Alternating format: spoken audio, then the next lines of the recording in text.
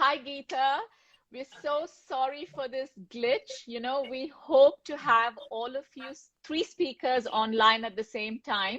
But then since it wasn't working too well, we decided to do like a 15-minute slot with each one of you. I hope it's all okay now. Absolutely. And just a suggestion, I think we're losing you if we can. You are? Yes, we Okay. even in the first session we were unable to see you, so probably you can readjust your. I think Lovely. I've just been going back and forth trying to get all of this organized. So you think I should sit up a little higher? Is that what it is? Yes, please. And also probably just lower your mobile. Lower my mobile. Oh gosh. Okay, now we can see you. Now it's better now. Is that better? It's better. Yes, now we can see you. As long as you're not sinking back. Yeah. Great. So happy Women's Day to you and to thank you, Geeta, and thank you so much for coming online. I'm just going to do a quick intro.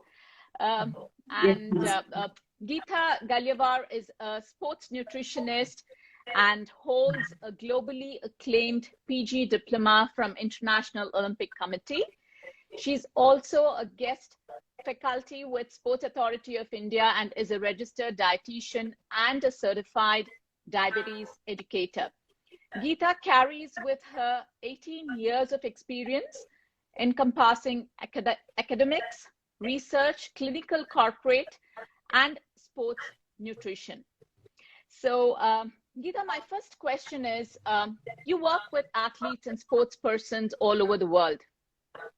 What are some of the typical gender cliches that you've noticed in your line of work that folks are slowly doing away with?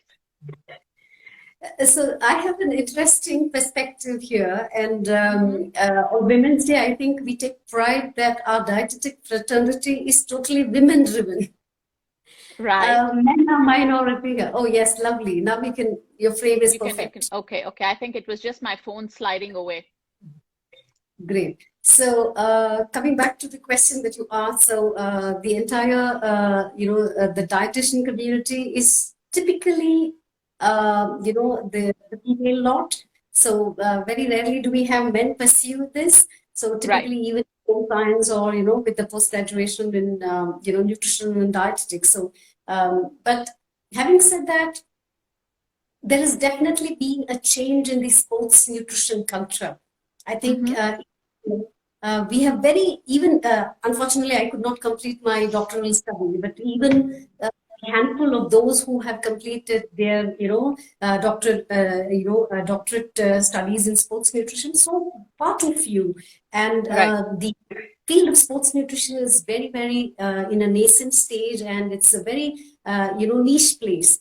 So I think the academies and the coaches are now really taking cognizance of sports dietitians who are becoming an integral part, and they understand that high performance or professional athletes definitely need to augment nutrition. And unlike 10 years ago and a decade earlier, where all the the jargon was from the coach. And I think even now, the athletes spend so much time more with the coaches, and they definitely have a stronger camaraderie, and it's a very intricate relationship. So as is with, the doctors to a hospital setup, when a dietitian tells you something, it's always, the mindset is to kind of, go with what the doctor would suggest. So unlike the previous years where, and some sports are male dominated. And I think even now, if you see in so many different sporting verticals, we see women who come to the fore, and there is a prominence of,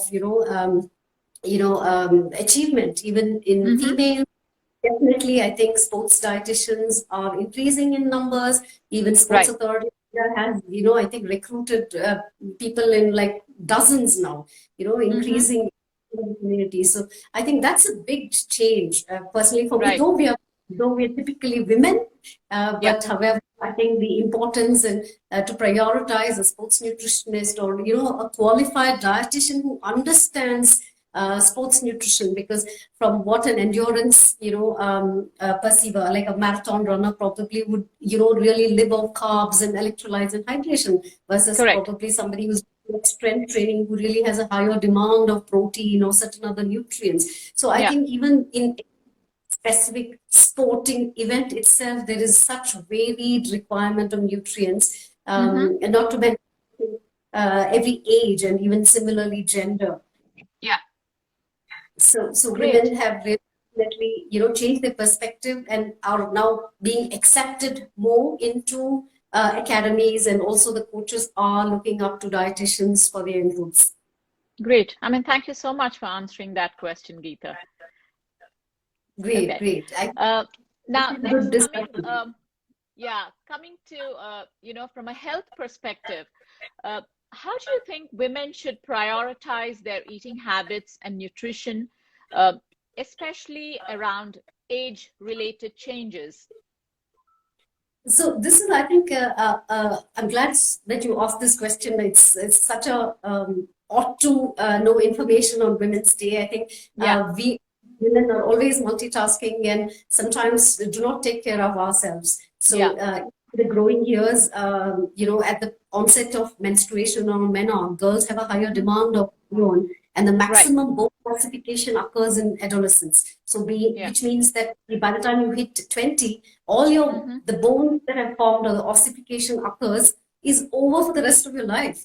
So it's so important to not just focus on flexibility or, you know, be active. It's so vital to also practice weight bearing exercise. I mean, of course, we all played some kind of, you know, games at least. So weight bearing exercise and high amount of calcium, and definitely with the pandemic of vitamin D, I think even with the COVID, so much has been talked about the importance of vitamin D. You know, it's not just the importance of bone formation, because it helps in absorption of calcium, but it is also equally important that, you know, vitamin D is also has immune modulating function. So vitamin D is extremely important, calcium and iron in adolescence, and of course in the middle age.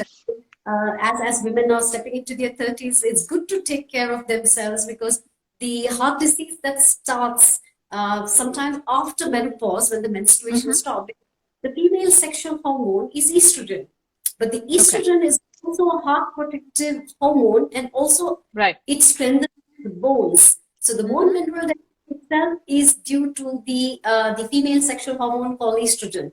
So you know, in females, that's why you see lesser heart disease until, you know, the late 40s in women. Like, you know, the hormones and physiology is different. So females do have different nutritional needs, especially in the athletic community. We've also now taken cognizance of the fact that females have, you know, a different, you know, requirement, and with their menstrual cycle, especially the first 5 days when they have their menstrual cycle, there is definitely some impact on their athletic performance. So it's very important for females to track their menstrual cycle.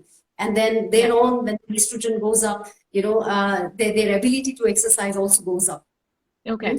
When you said vitamin D, I'm just going to stop you there for a second, Geeta. When you said vitamin D, now, is that very specific to, you know, people, I would say, where they're located geographically? Now, because I often get asked this question that apparently women south of India are, you know, suffer from calcium deficiency a lot more, or vitamin D deficiency, compared to women up north. Is that, you know, any true? I don't have specific data or any research that I have read where, you know, based on the geography north and south of India. But as per what I know, definitely Asians have better bone health in terms of Westerners. For whatever reason, though we eat lesser of calcium in our meals, somehow the absorption is far more better, because I think the Westerners also have a lot of other refined foods and, you know, Coke and caffeine, and which can bring down the absorption of calcium. So Asians have better absorption. But also, to a point to be noted here is vitamin D also can be dependent, like you actually said, in colder countries where there's lack of sunlight, vitamin D synthesis may not occur. But also in urban cities like Bangalore, where the pollution is very high, the carbon particles of the exhaust itself can deflect the UVB rays. And UVB rays are formed only, are available between 10 and 1 p.m. So you need the midday sun. So that's something that you really want to take care of. Like similarly in menopause, because there is the lack of estrogen or the hormones change. There is a higher risk of heart disease and also osteoporosis. So you have to definitely ensure that you are practicing some weight bearing exercise, not just to maintain muscle mass, because there's also the challenge of sarcopenia or lower muscle mass as you age. Metabolism slows down by 1 or 2% every decade. That's every 10 years.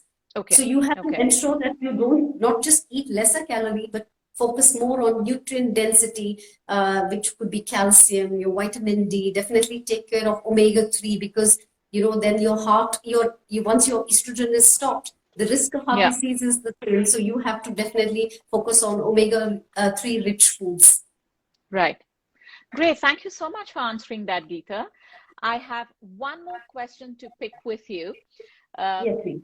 I mean, it would have been apt for all of us to be online. It would have actually worked better, but nevertheless, what is, according to you, that one gender stereotype that you might have seen broken in recent times? It could be anything from, anything personal or from a professional level.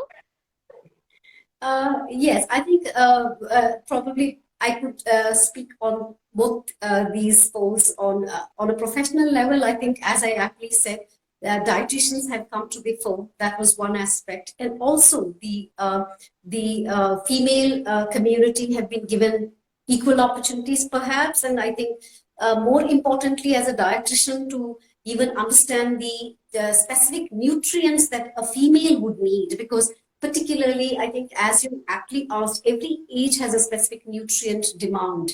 And the kind of sport, sometimes even aesthetic sports, gymnastics, or even swimming, where children are very particular about, their outfit and, their body. There can be eating disorders, or, what we say, under eating, where it can lead to a lot of other problems, stopping of your menstrual cycle, which can again have a cascade health effect. I think to just like I also mentioned, different hormone levels, because a female has a 28-day cycle of her menstrual period. I mean, the menstrual cycle, what you say. So, just understanding that in the first few days, that is the first to 5 days, up till the 5th day, you have a lower ability, or slightly, there are evidence in research which suggests that there is a lowered ability to exercise. So just, being aware and in acceptance that we are not competing against men, but just to be